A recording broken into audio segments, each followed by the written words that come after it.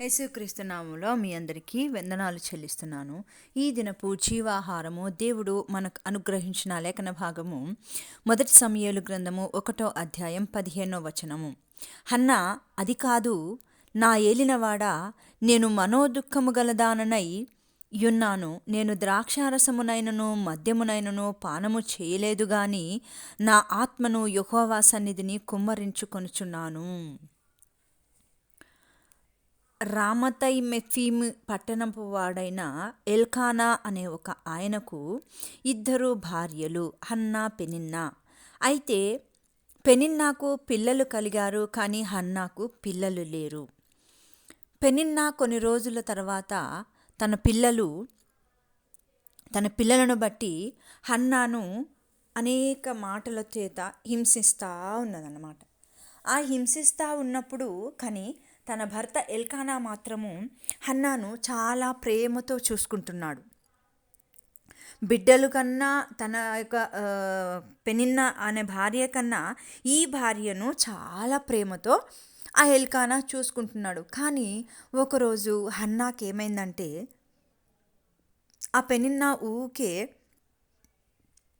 గొడ్రాలు, నీకు పిల్లలు లేరు, అది లేదని ఆమె మళ్ళీ ఇరుగు పొరుగు వారు ఆ విధంగా అనడం వల్ల హన్నాకి చాలా బాధ కలిగింది.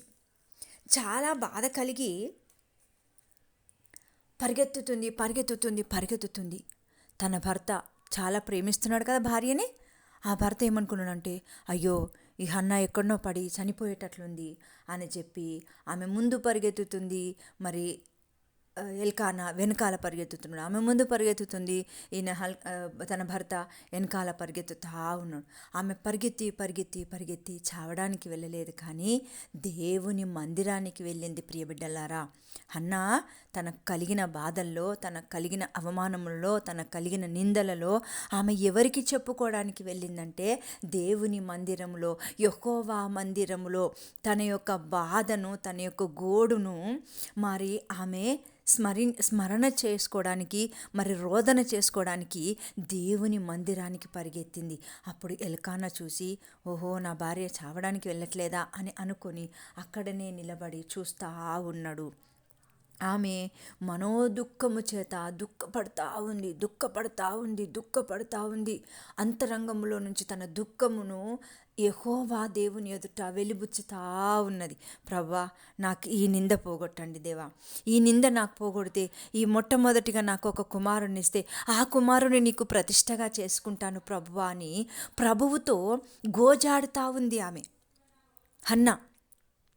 ఎటువంటి పరిస్థితిలో అంటే అసలు ఏమీ తోయకుండా ఆమె ఉన్నప్పటికీ కూడా దేవుని సన్నిధిలో దేవునికి మొరపెట్టుకుంటుంది.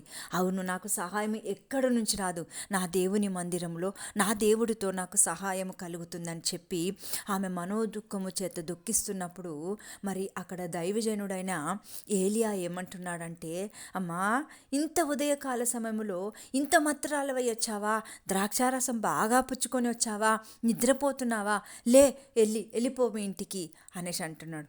అప్పుడు ఏమంటుందంటే, అయ్యా, నేను నిద్రపోవడం లేదయ్యా, నీ సన్నిధికి నేను ఎందుకోసం వచ్చాను, నేను ద్రాక్షారసం పుచ్చుకోలేనయ్యా, నా మనోదుఃఖాన్ని నా తండ్రికి నేను చెప్పుకుంటున్నానయ్యా, నా మనోదుఃఖమును, నా నిందను, నా గొడ్రాలితనమును నా దేవుడు నాకు తీసివేస్తే ఆ ప్రథమ ఫలముగా పుట్టిన నా మగబిడ్డను ఆ దేవునికి ప్రతిష్ఠ చేసుకుంటానని సమర్పణ చేసుకుంటున్నానయ్యా, గోజాడుతున్నానయ్యా.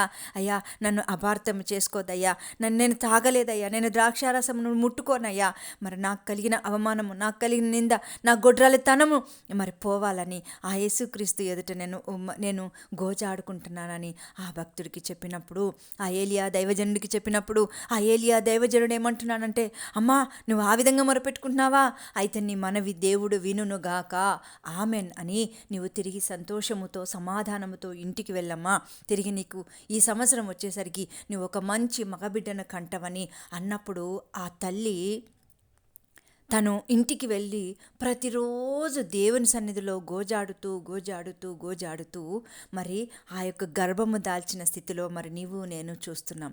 మరి మనకొస్తున్న కష్టంలో, ఈ యొక్క భూలోకంలో, భూప్రపంచంలో ఎన్నో కష్టములు, ఎన్నో ఇబ్బందులు, ఎన్నో నిందలు, ఎన్నో అవమానములు అయినప్పటికీ అవన్నీ వస్తున్నప్పటికీ ఎవరెవరికో చెప్పుకోవాలని ఆశపడుతున్నాము, కానీ యేసుక్రీస్తుకు చెప్పుకోవాలని ఆశపడట్లేదమ్మా.